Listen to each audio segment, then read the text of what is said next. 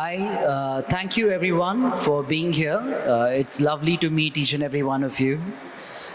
I have lived in Bangalore most of my life. I'm as Bangalorean as it gets. And I'd like to first ask you, sir, how do you like for me to address you? Should I say, sir, Narayan Murthy, sir? I'll say Murthy, sir. So, what do you think at the very beginning, because we're sitting here speaking in Bangalore, what do you think makes Bangalore the city? You've seen it for a long time now, and if you had to define Bangalore in your way over the last 40, 50 years, how would you put Bangalore in say, 3 or 4 sentences? Well, the most enduring memory that I have of Bangalore is that people are very hospitable, they are very accommodating. Being a Kannadiga, I've been coming to this city since 1959.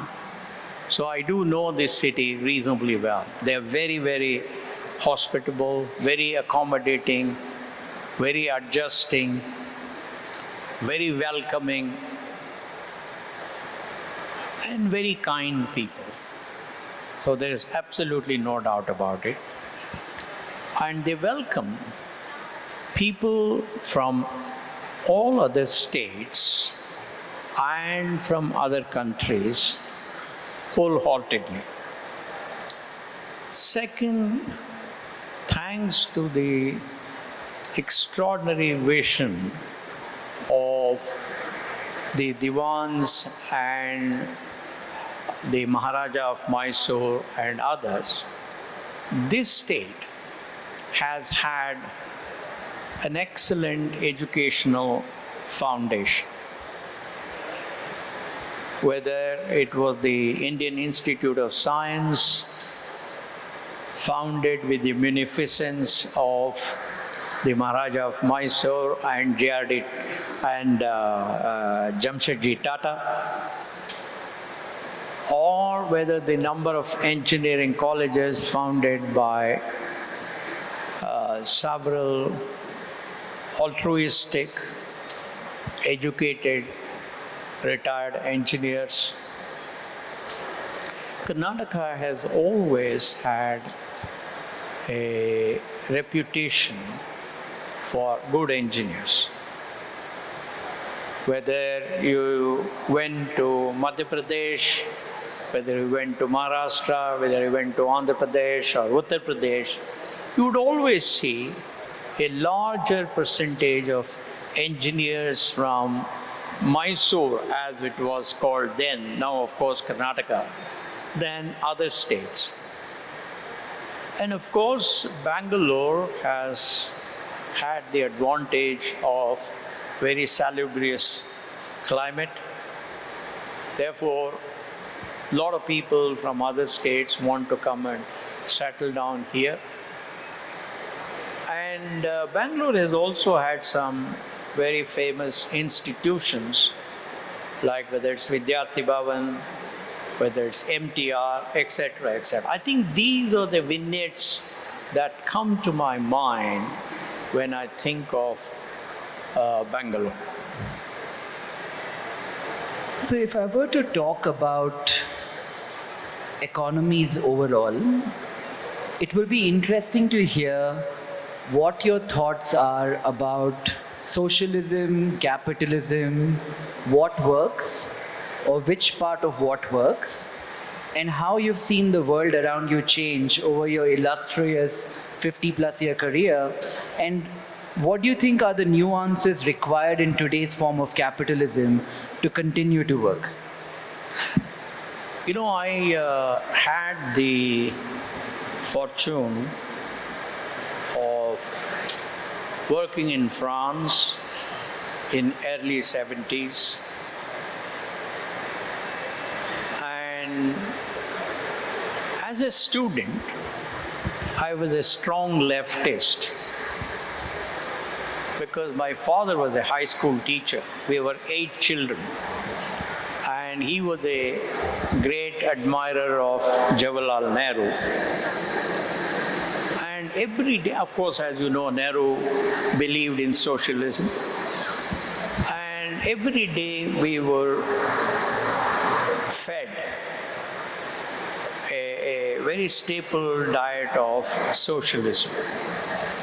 So we'd all become strong socialist, leftist, not communist, but strong leftist.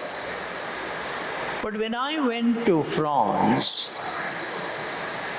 my whole edifice of socialism and leftism crumbled, because I saw clean roads, I saw prosperity, I saw most advanced trains running on time, I saw prosperity everywhere, lots of food, well-clothed people, healthy people, and all of that.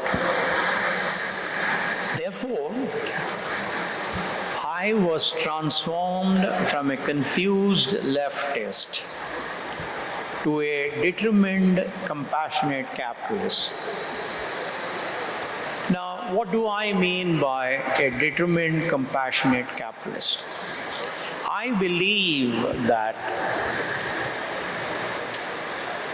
capitalism based on the twin pillars of free market and entrepreneurship is the only solutions to any country to solve its problem of poverty. There is no other ism. Let me assure you, there is no other ism. I have studied reasonably deeply. So anybody who says other way may not be telling the whole truth. So what you need is free markets where government doesn't interfere, and second, entrepreneurship where government goes out of its way to encourage the entrepreneurs to run their enterprises legally and ethically, so government becomes a fair and transparent regulator. Now that's on the government side. On the other hand, on the side of the entrepreneurs, they have to realize that they are the evangelists for capitalism, because by and large capitalism is still new in India. It's not yet been fully accepted, particularly in politics. So therefore,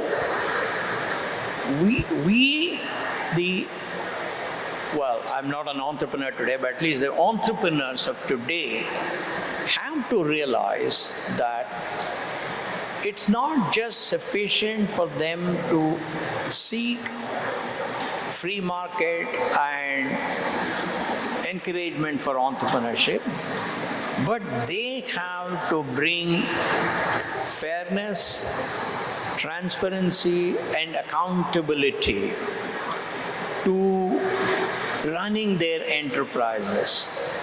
They have to ensure that when they take their decisions, they have to look at whether the poorest or the lowest level employee in the company is made better by the decisions they take. They have to pay their taxes honestly. They have to contribute a certain percentage of their profits to the betterment of the society. So in other words, not only should they seek to grow their revenues and their profits, which is very legitimate, but at the same time, they have to become an integral part of the society to lift the society to a higher level. That's what I term compassionate capitalism. So I think that is my view. Compassionate capitalism is the only solution for a poor country like India to become a prosperous country. Not socialism, not communism, none of those. So, classical economic theory, if you were to say what Adam Smith started off economics of the modern world, he believed that every individual doing what is best for them and being selfish, the opposite of altruism, is net positive for the ecosystem at large. So when you're talking about benevolence in capitalism, are you saying that the anomalies of capitalism or people who have done exceedingly well, they need to be benevolent in particular, or are you talking about society at large? No, I think you're right. What Adam Smith said was, the fact that you have bacon on your table is not because of the benevolence of the butcher. It is because of his own self-interest. However, while self-interest will drive every one of us to do what is best for ourselves, there are rules and regulations laid down by the government which ensures that I do not tread on your feet. I do not compromise the interest of the society. I pay my taxes properly. I follow every rule of the land. The moment I follow every rule of the land, the moment I am a good citizen, then I am absolutely free to maximize my profit. So that is the kind of equilibrium, economic equilibrium that you and I would want. Do you have an opinion in particular about taxation, Murthy sir? I think many governments and we have precedent in the Western economies where someone like Richard Nixon maybe tweaked the tax rates multiple times. He realized that 20% is probably the kind of number where most likely will there be honest taxation where people are willing to pay that 20% and the incentive to circumvent that goes down. Do you think in the capitalistic society of today, India included, there is an appropriate level of taxation? Well, we have to realize that India is a poor country. A per capita GDP of $2,300 puts us about twice the per capita GDP of what is called low-income countries by the United Nations and other bodies. We are still far away from being called a middle-income country, where the per capita GDP is somewhere between 6,000 to about 12 to 15,000. You know it very well. Now, in a country like India, where there's a large mass of poor people, I think we, the evangelists of capitalism, must accept that we have to pay a higher level of taxation because there are so many public services that our government will have to provide for the poor people. You know, the other day the Prime Minister said that, that his government will provide free ration to 800 million people for the next 5 years. So what that really means is we have at least 800 million people who do not have the capacity to earn 2 meals a day. Now, it it's partly their problem, but partly the problem of the society. You know, poor fellows, they would have tried hard, but they may not have been able to get jobs. So, in order to create efficient, corruption-free, and effective public goods in our country, the taxation will have to be obviously higher than what you see in developed countries. So I personally would not at all grudge if I have to pay a higher level of taxation. I'm quite happy because it's only, I mean, Priyank is here, it's only people like him who will have to say, how can we provide the best services for the poor people? However, when you provide those services, when you provide those subsidies, there must be something in return that they are willing to do. For example, if you say, I will give you free electricity, then it would have been a very nice thing for the government to have said, but we want to see the percentage attendance in schools, in primary schools and middle schools, to go up by 20%. Then only we will give you that. In other words, nothing should be given free, but there should be a contribution of the citizen also towards making our society a better society. So I think it's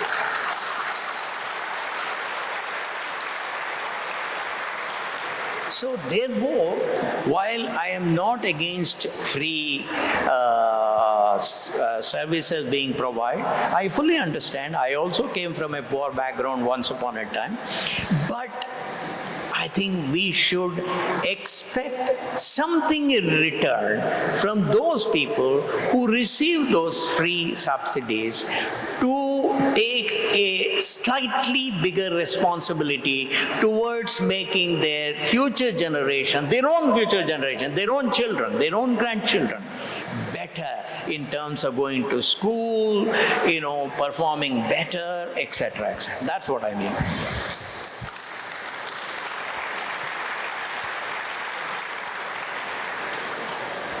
Just extrapolating on that same thought a bit further, if, like you said, let's say that GDP per capita number where things start to change drastically, in today's ecosystem, let's assume it's $5,000 per person. If you had to give three suggestions, three very definitive suggestions that could easily be implemented by the government that you think will go a long way towards helping this outcome, what would they be? To enhance the GDP? Take it to GDP of $5,000 per capita. Yeah, well, you know, we have a neighbor in the north, China. China has reached a GDP of 19 plus trillion dollars. We are at 3.1 or 3.2, 3.4, I don't know, whatever, maybe 4. Some people are saying 4, I don't know, whatever it is. In other words, a neighbor of ours up in the north, which had all the same problems as us, which, you know, has reached a GDP 5 times India's or 6 times India's.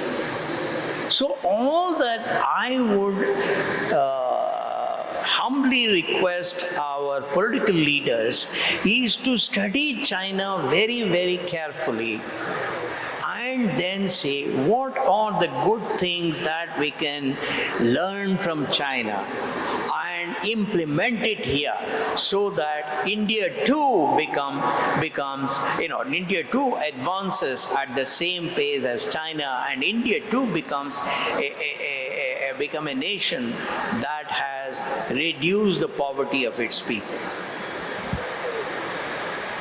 One answer to that could be China of the 80s and 90s and 2000s, early 2000s, was really open in nature. You yourself have worked in an industry which is outsourcing services for a long time now. India is still not truly both capital account and current account convertible, which makes it hard for businesses like this to truly thrive. Do you think we are at risk for over-regulation? Do you think over-regulation is curtailing the animal spirits of entrepreneurs in India today? No, there is a difference between China and India.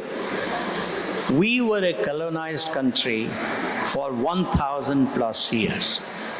Starting with whatever Alauddin Khilji or whoever came around 980, whatever it is, to 1947. Our destiny was under the control of foreigners who did not identify themselves with our country. So it is very difficult for us to compare with China, which did not go through this kind of stuff. And second thing is that we have a different model of governance. Okay? We are a democracy, at least in voting, and therefore it's not that easy. It's not that easy for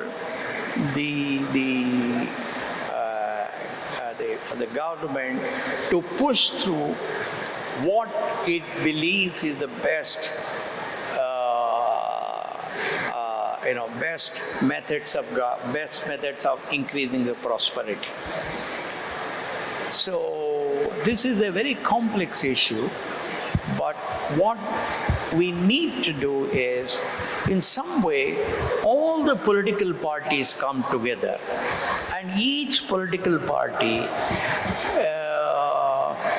contribute a couple of intellectuals from their party, and they form a committee. And then they all sit together and then invite a few, successful, well-experienced academicians and corporate leaders and all. And then say, what are the practical solutions that we can come out with so that we move up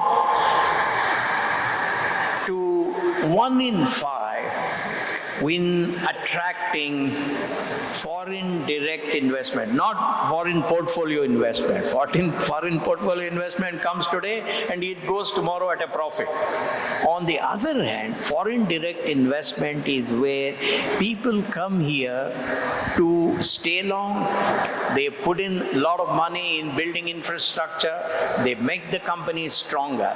So I think if we can come out with a report wherein we can say these are the 100 things that have made various other nations a fast progressing and prosperous country.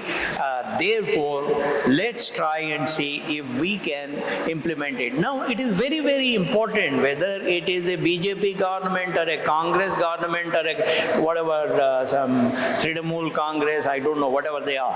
They all have to say our country comes first and then our party.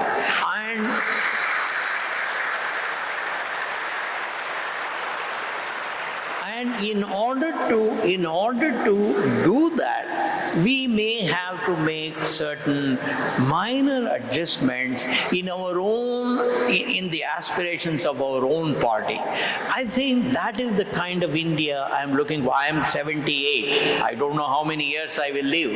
But if I can see such a coming together of the wonderful political leaders that we have in this country, sit together,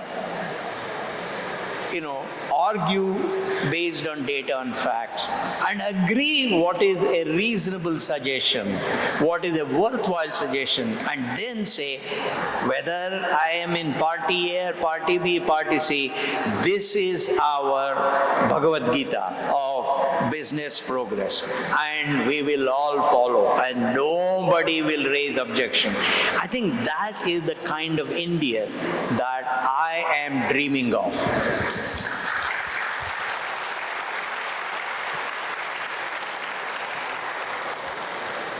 If I were to move on to education, a lot of companies in the West, Facebook, Meta now, X, a lot of them are not insisting upon traditional college degrees. To the extent that there might be some companies claiming that you don't need to mention where you graduated from on your job application to these companies. We spoke about income inequality earlier. If one were to assume that the biggest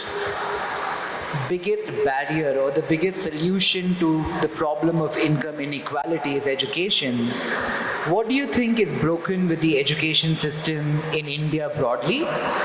And do you feel a use case can be made for the education system or the process of education in itself to become more fragmented in nature? I mean, where you don't go to one particular college to get all your educational needs, but you get it from 5 or 10 different places, and you go to experts at different things for different things. Well, first of all, I must congratulate Sri Modi's government on forming NEP, the National Education Policy. It's a step in the right direction. And given that Dr. Kasturarangan was the chairman of that, given that people like Manjul Bhargava are part of that, I have tremendous hope that it will show us a path towards becoming better. The need of the day is to seed in the minds of our children, the primary and the secondary school children, independent thinking, active listening, critical thinking, Socratic questioning, relating what is learned in the classroom to the problems around us, and thinking of solutions to our problems. The moment our education gets transformed to this model, my belief is that then your college degree, they start mattering less. But even there, you would need, for certain kinds of stuff, you do need college degrees, you need undergraduate and postgraduate degrees, you need PhDs, they're all required. But it would not be as important as we see here. For example, I have a friend of mine who is a professor at a top class, who is a very famous orthopedician in the US, and his undergraduate degree was in history. Why was it that a fellow with an undergraduate degree in history could get admission to the MD program there? The reason is that system of education encouraged all the things that I talked about. So I am very positive that the NEP, with Dr. Kasturarangan and Manjul Bhargava and other well-meaning people and competent people, extraordinary people, will show a path towards making our children much more competent in this kind of education. And then the demand for, these degrees will reduce. If your son Rohan, if he grew up in a box, ignoring the mimetic nature of life and picking up influences from the people around him, and he were to be, say, 16 or 17 today, picking what to study, what would you suggest to Rohan? If I would be 17, what would I? If your son, Oh, son. if your son Rohan was to be not influenced by society at large, and he will pick to study exactly what you tell him to, and he's 17 years old today, let's assume, what would you recommend he study? What college, what subject, what degree? No, I think thanks to my wife, not to me, because I hardly spent any time with my children. I was very busy in Infosys. Thanks to my wife, who is of course a better engineer than I was, she brought up our children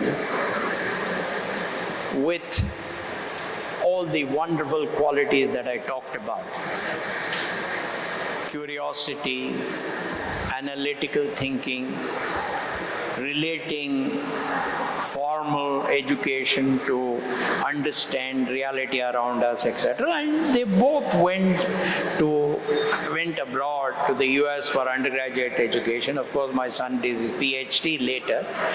Daughter did her MBA. So in some way, I would say that I have been very lucky because I have had a partner who took up that responsibility of bringing up two wonderful children. I don't think I would have asked for anything more.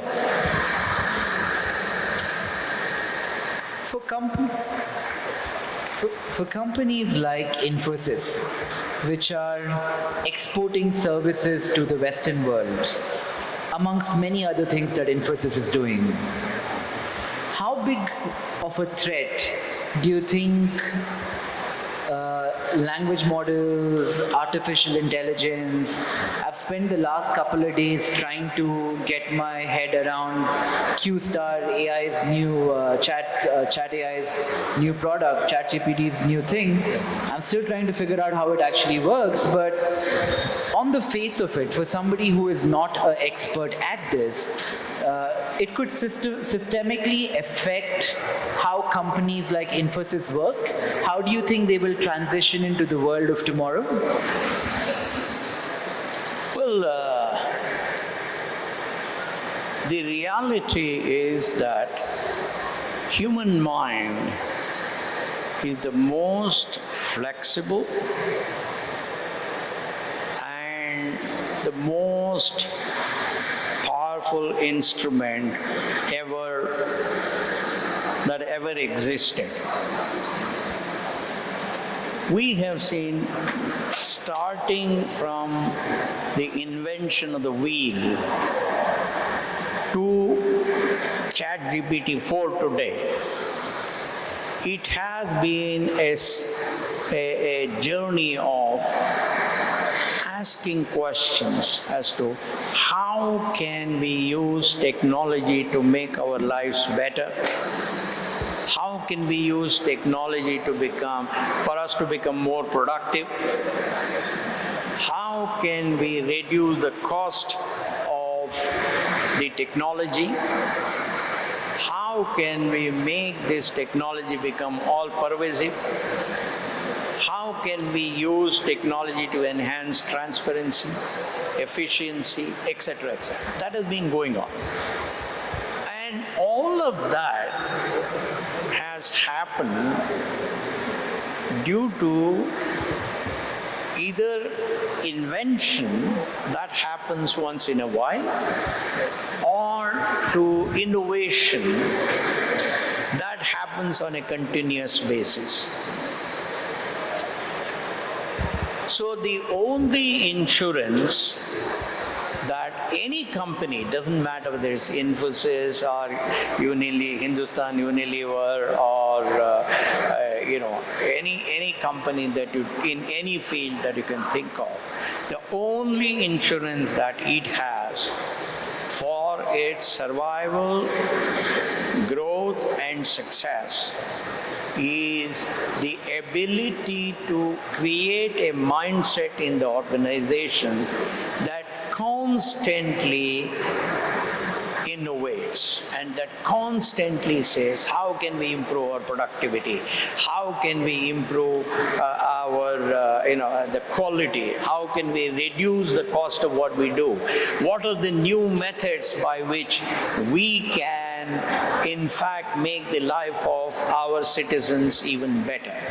As long as the CEOs of companies encourage such thinking amongst the employees of the company, then you don't have to worry about ChatGPT, LLM, it doesn't matter. Machine learning, deep learning, whatever may come and go, they will all be able to leverage those technologies for the betterment of the companies, the individuals, and the country.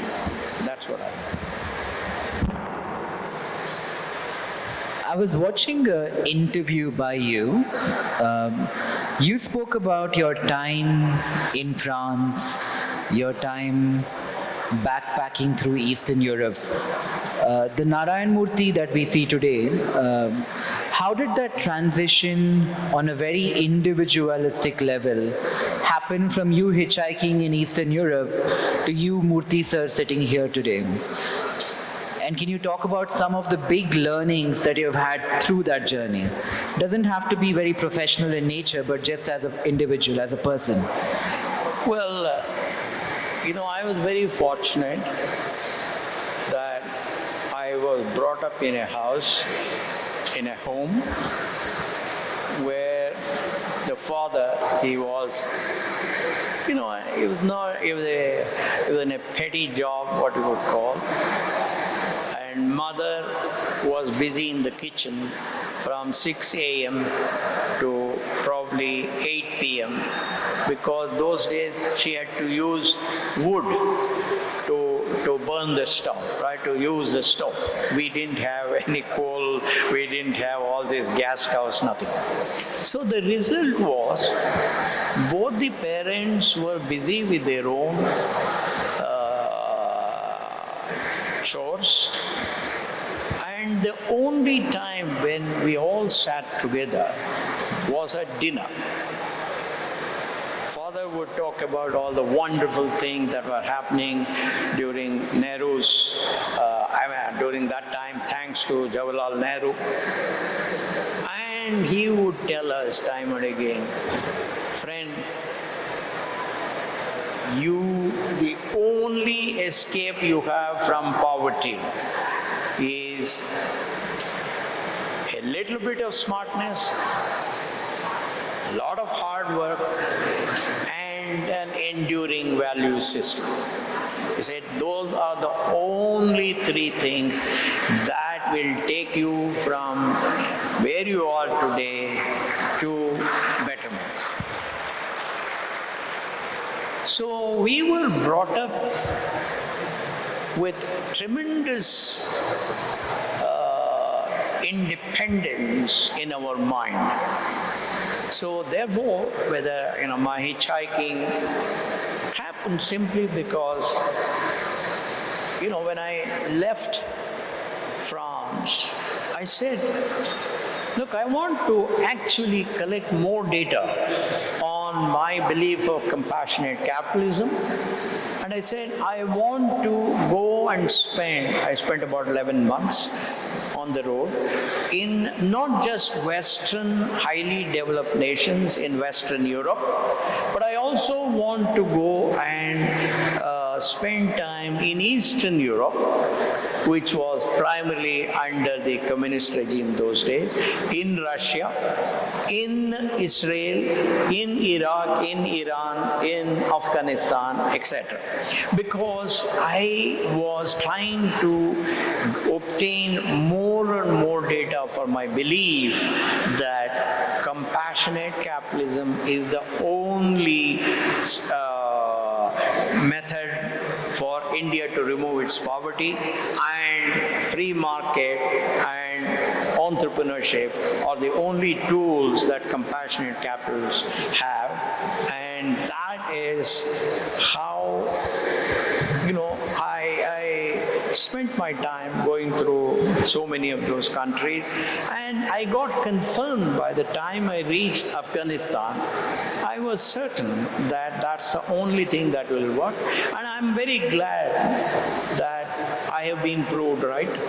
All other models of development have failed.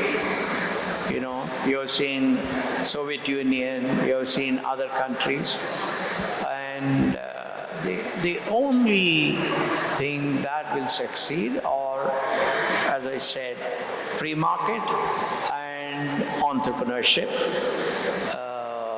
unbridled but fairly regulated entrepreneurship, and I think that is the only hope for India. If I may take the liberty, I'd love to ask you something a little personal, just to get to know you a bit more. Who were you hitchhiking with, and are you in touch with those people? Well, you know, when you hitchhike, you're not certain who will be with you for a day or two or three. What you do is, those days, now of course you can't hitchhike, thanks to all the terrorism, thanks to all the evil people, all of that.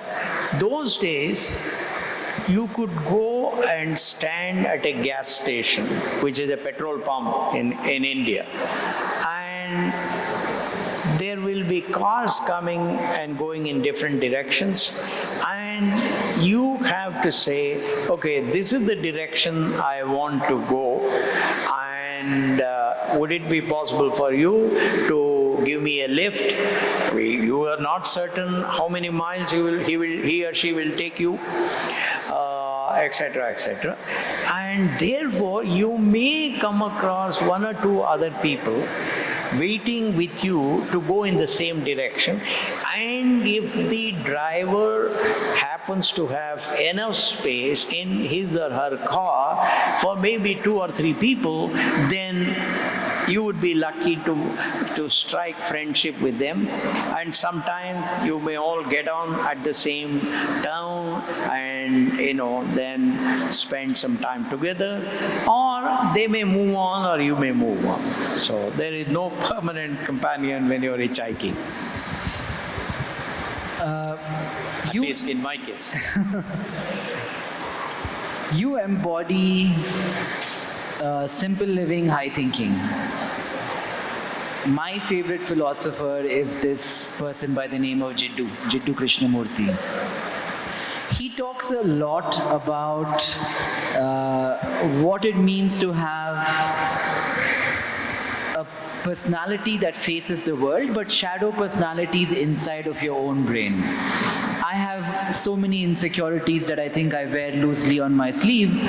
If you were to talk about your insecurities as a man of your stature, something that we can learn from, something that from your evolution and your path, it would feed someone young like me and give me some kind of direction in life. What do you think are your insecurities behind the stature of the man that we see on the outside? Well, I was very lucky that I had parents who believed in enduring values. They were poor people, but they were very rich in values, one. Second, I had some extraordinary teachers, high school teachers, engineering college teachers. Then my bosses at IIM Ahmedabad, my boss in Paris. Every one of these people gave me an opportunity to learn some extraordinary lessons. For example, I learned from my high school headmaster, Shri K.V. Narayan, the importance of treating public property with a greater care than one would treat one's personal property. That's an extraordinary lesson that he taught me. Second, I learned from my engineering college professor how a teacher must strive for excellence even in an environment where excellence is not the rigor, is not all-pervasive. I learned from my boss at IIM Ahmedabad the importance of starting every transaction on a zero base and not carrying the hysteresis of bias or prior transactions to the current transaction. The importance of using data and facts in judging every transaction and how that will help you perform better as a member of your team. My boss in Paris taught me what it means to take full bottom line responsibility for the mistakes of your assistants. Unfortunately, I don't have time to tell all these stories in detail, but that was an extreme, an extraordinary, enduring set of lessons that I learned from all these people. And of course, this was all built on the base of, on the foundation of honesty, discipline, hard work, high aspiration, and courtesy and decency in behaving like a good citizen of the country rather than just a good professional. So these were all the good.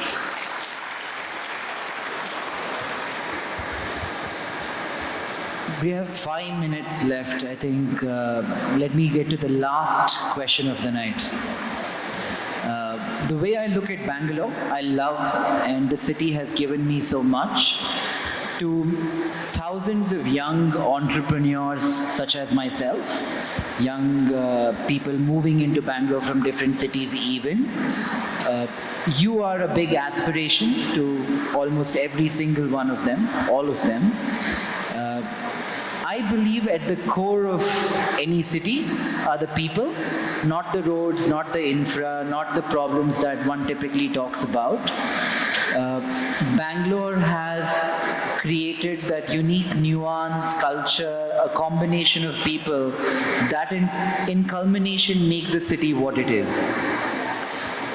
If you were to chart out Bangalore's trajectory over the next 5 years or the next 10 years, what do you think Bangalore is doing right? What do you think Bangalore is doing wrong? And how does it thrive over the next decade? Well, Bangalore, I believe, contributes about 35 to 37% of the total software exports from India. So what that means is you're looking at about $75 billion US from just Bangalore. Because if you looked at $200 billion as the total export from India, 75 would be the thing. No, I'm not even getting into other areas, expertise like you have in other areas. But what is it that we can do to make Bangalore even more attractive? Are the following.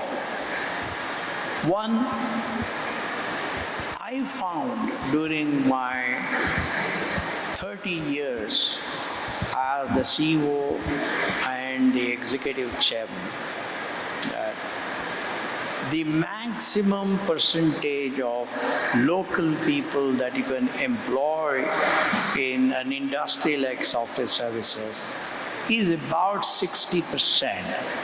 At Karnataka, at that time, it was about 50%. Maybe a few other states it might have been 60.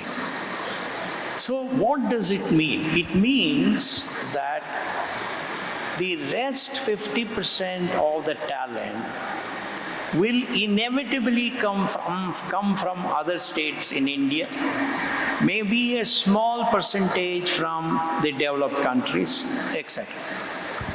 So the first task of a good public governance system for Bangalore to become even stronger is we have to provide a, total freedom to start English medium schools, whether we like it or not.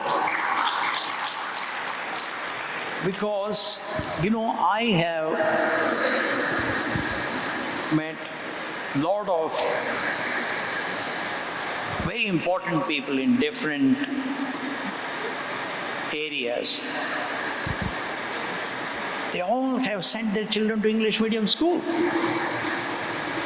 I haven't come across anybody who is very important, who is either in any area, who sent his children to Kannada medium school. I'm a Kannadiga. I speak Kannada. I enjoy reading, S.L. Bhairappa, Shivaram Karanth, my own wife. Many. That is not the issue. But the reality is, you asked a question: what is it that we need to do so that Bangalore becomes even more successful? Second, I think we have to improve our infrastructure with a sense of alacrity.